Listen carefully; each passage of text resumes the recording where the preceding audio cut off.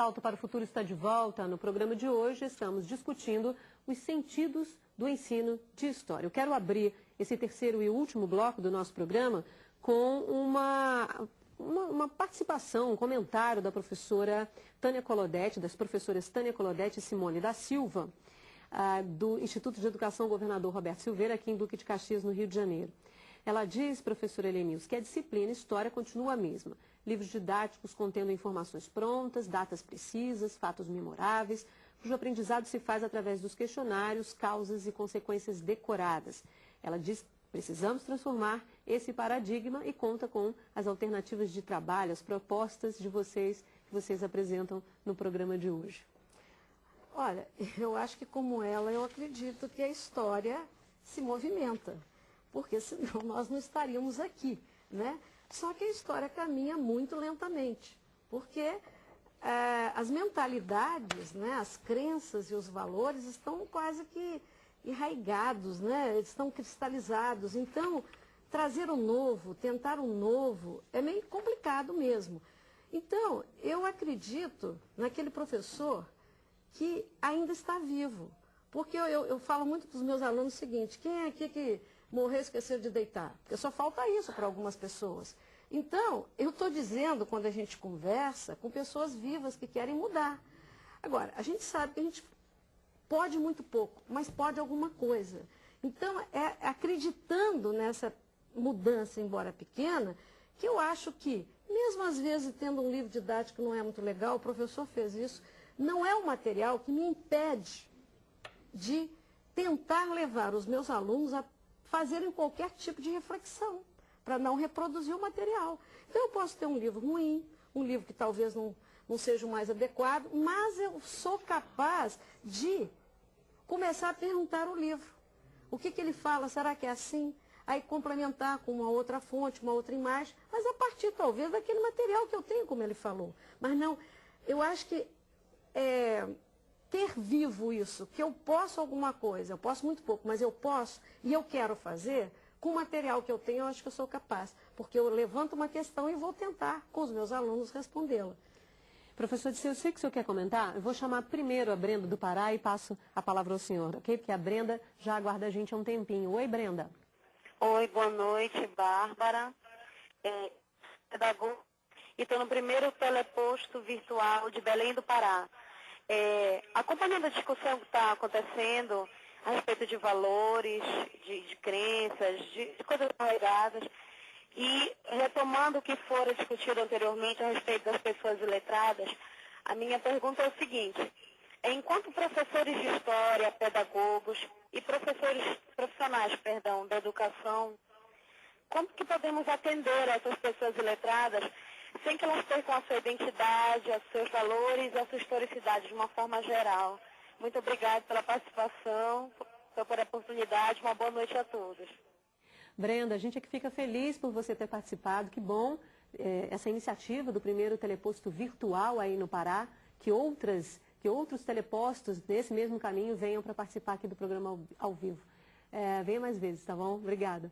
Professor Disseu, eu sei que o senhor quer comentar, fique à vontade para fazer o link. Okay. Eu acredito que a pergunta tem a ver bastante com o que a gente já estava debatendo. Eu vou colocar uma coisa para você, Brenda, que é a seguinte: eu não acredito que intervir, né, na vida de uma pessoa com o conhecimento sistematizado, com a educação, possa ser, na realidade, modificar a identidade dela. Eu acho, se me desculpe, mas eu discordo de você. Eu, na realidade, considero que nós estamos efetivamente, durante todo o tempo, construindo, né, nossas subjetividades no processo que a gente estabelece com a vida. E isso é que vai construindo a nossa maneira de ser, etc. e tal. É uma questão, não é uma questão de classificação ou de eleição, se é melhor ou se é pior, na realidade. Quando eu introduzo um juízo de valor desse, aí eu posso acabar acreditando que educar pode ser uma coisa ruim. Educar no sentido mais formal, né? Então, eu acho que é importante qualquer forma de conhecimento, e o conhecimento sistematizado que a escola passa é fundamental na vida das pessoas. Eu acho que não vai se destruir a identidade de uma pessoa ao se fazer isso. Isso é que eu tenho para falar para você. E em relação à questão da metodologia, né, da colega anterior, eu creio que, vou ser rápido, eu creio que só estar incomodado pela presença do que isso que eu estou fazendo, esse material que eu tenho na minha mão, não é bom, não é isso que eu quero, já é a grande motivação para a gente poder buscar outros caminhos, né? E aí esse caminho vai vindo em função, efetivamente, do que eu tiver na mão, do que eu puder, do que eu conseguir, junto com os meus alunos. Porque professor só trabalha com seus alunos. Professora Ana, ainda na questão das fontes de informação, muitas vezes os professores estão preocupados em cumprir ali, em algumas vezes, a carga curricular, ali, o conteúdo curricular determinado no início do ano, com a proposta pedagógica, enfim. Quando é que o professor pode saber e deve fazer uma quebra nessa proposta de seguir somente o conteúdo, quando se tem uma história à frente dele, por exemplo, a gente viu em 11 de setembro, né, pela televisão, acompanhando a história ao vivo, em todas as emissoras, e eu soube que muitas escolas, por exemplo, pararam sua programação, vamos ligar a televisão porque a história está ali. E esse é o momento de parar e vamos discutir isso com vocês. Qual é esse momento? Em que momento o professor pode, olha, o programa não é isso agora, a história está acontecendo, eu preciso que vocês, de discutir com os alunos isso que está acontecendo na minha frente. Certamente um episódio como esse, eu acho que tem que conduzir o professor a parar o que ele estava fazendo e discutir com os alunos, né? E, às vezes ele mesmo não tem muita informação para de imediato poder dar uma explicação, mas eu acho que é papel dele dissetar com os alunos e trocar ideias e discutir o que pode ter causado, que repercussões isso aí pode provocar. Agora, eu acho que também há um entendimento, uma compreensão que eu acho que é muito importante para todos os professores, né, em relação ao que é o currículo, que é o programa que ele está ensinando, né? Que aquilo não é uma coisa fechada e pronta que precisa ser cumprida do início ao fim, religiosamente, até porque, na maioria das vezes, ela não é mesmo realizada dessa forma, porque até a questão do tempo nos impede de cumprir completamente um programa definido. Isso eu não estou defendendo aqui que não tem que ensinar nada, não é isso não. Eu acho que a gente tem conteúdos que estão definidos e a gente deve procurar cumpri-los, né?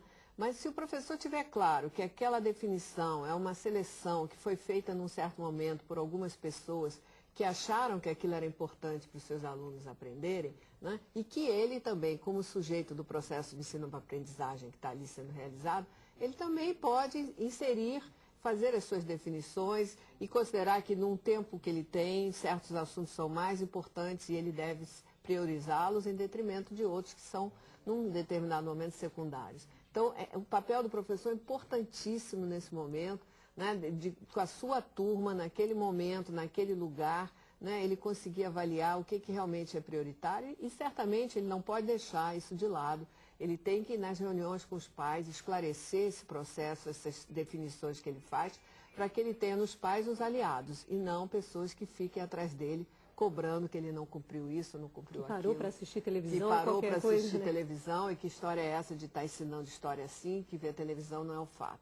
Agora, eu queria só comentar outra pergunta. Eu discordo que a maioria dos professores ainda esteja trabalhando só com os questionários de uma forma tradicional. Eu acho que muita gente ainda está assim, mas eu acho que tem muita gente fazendo trabalhos muito interessantes, muito criativos, como a gente pôde ver nos 2 vídeos, né? Eram 2 turmas de escolas municipais aqui do Rio de Janeiro, os professores estavam lá nas exposições, levando as crianças para ver o trabalho, discutindo com eles. Então, a gente tem só ali 2 exemplos muito bons. A gente está na reta final do programa, gostaria de fazer agora a nossa rodada de considerações finais. Professora Helenice, o que a senhora quer destacar do que debatemos, do debate de hoje, do programa de hoje? Primeiro eu queria deixar minha crença no professor. Eu acho que tem muita gente trabalhando, eu trabalho com eles e com todas as condições péssimas que muitas vezes impedem alguns de trabalhar e outros, apesar disso, estão trabalhando. E uma outra coisa que eu queria lembrar, que nós estamos numa sociedade, né, do século XXI, sociedade da informação, que a televisão está aí, né, que ela deve ser usada a serviço, né, a favor e não contra, né? Porque tem muita gente, não vou trazer televisão, não vou trazer isso. Bom, por quê? Nós temos que pensar num sujeito que a gente chama de sujeito blip, que é esse formado desses fiapos de informação, essa quantidade de informação. E essa quantidade de informação, essa velocidade, eu acho que altera, inclusive, a identidade nossa com relação ao tempo. Porque, de repente, você fica sem chão, né? Porque a velocidade é tão grande, a informação, que os parâmetros, né, de como agir, como comportar, etc., vai mudando. E, inclusive, os nossos jovens, muitas vezes, é o que um historiador, Hobsbawm, fala, dá a impressão de viver no eterno presente. E isso traz mais complicações para nós, devido a quê? Uma defasagem muito grande com as gerações passadas. Então, tendo em vista esse sujeito blip, pensar um pouquinho nele, explorar um pouco mais, talvez, as imagens, né, para que possamos fazê-lo um leitor de imagens. Desse mundo também. E desse mundo. Professor Dirceu. Bom, quero deixar um abraço para os colegas e um agradecimento por terem nos visto e ouvido aqui nossas considerações. Nós também somos todos professores e temos nossas também ansiedades e dificuldades no trato com os nossos alunos, né? E dizer isso, eu quero reforçar o que você colocou da crença no professor, né? Os professores fazem trabalhos bonitos, a maioria faz trabalho bonito. A questão é que muitas vezes nós ouvimos as pessoas dizerem que professores não fazem bons trabalhos, professores precisam melhorar, professores precisam fazer cursos. E nós acabamos, na realidade, acabamos naturalizando isso como se fosse um defeito. Todos nós, na realidade, temos nossas possibilidades e temos nossos limites. O que eu gostaria de deixar hoje aqui como talvez um abraço, uma consideração para os colegas, é acreditar no seu trabalho, trocar com o colega do lado, ver o que está acontecendo de interessante na sala do lado. Quando estiver fazendo alguma coisa interessante, abra a sua sala e deixe o colega do lado ouvir. Provavelmente nós vamos aprender muito com isso, né? Ok, professora Ana Monteiro. Eu concordo e reafirmo a posição dos meus colegas em relação ao professor. Eu trabalho, pesquiso sobre isso, sobre os saberes dos professores. E eu queria só ressaltar aqui no final da importância do ensino da história, né? O ensino da história que vai ajudar, pelo menos eu acho que deve buscar isso, ajudar os nossos alunos a entenderem os sentidos das ações humanas, né, dos processos, né, tentar entender por que as pessoas agem do jeito que agem ou agiram do jeito que agiram, conhecer, né, os tempos passados, as diferentes sociedades, as formas diferentes de agir. E isso vai ajudá-los a entender que o seu presente, né, a Helenice falou sobre isso, ele nesse entendimento de passado, presente e futuro, que o seu presente não é uma contingência inevitável que ele não pode transformar, né? No momento que ele conhece, através da história, que existiram outras formas de viver, outras formas de olhar o mundo, ele pode acreditar e ter esperança que o nosso futuro pode ser mudado, pode ser melhorado, né? Pode ser transformado. Eu acho que essa é a principal lição que o ensino da história traz para a gente. Bom, o Salto para o Futuro de hoje fica por aqui. Eu agradeço aos professores Dirceu Castilho, da Universidade do Estado do Rio de Janeiro, Ana Maria Monteiro, da Universidade Federal do Rio de Janeiro, e Helenice Ciampi, da PUC de São Paulo. Obrigado também a você pela parceria de sempre. No programa de amanhã vamos falar sobre memória e ensino de história. Se você gostou do tema, mas ainda não tem o boletim dessa série, você pode encontrar os textos no nosso site na internet. O endereço é www.tvebrasil.com.br/salto. A gente se vê amanhã. Salto para o Futuro, 15 anos, parceiro do professor.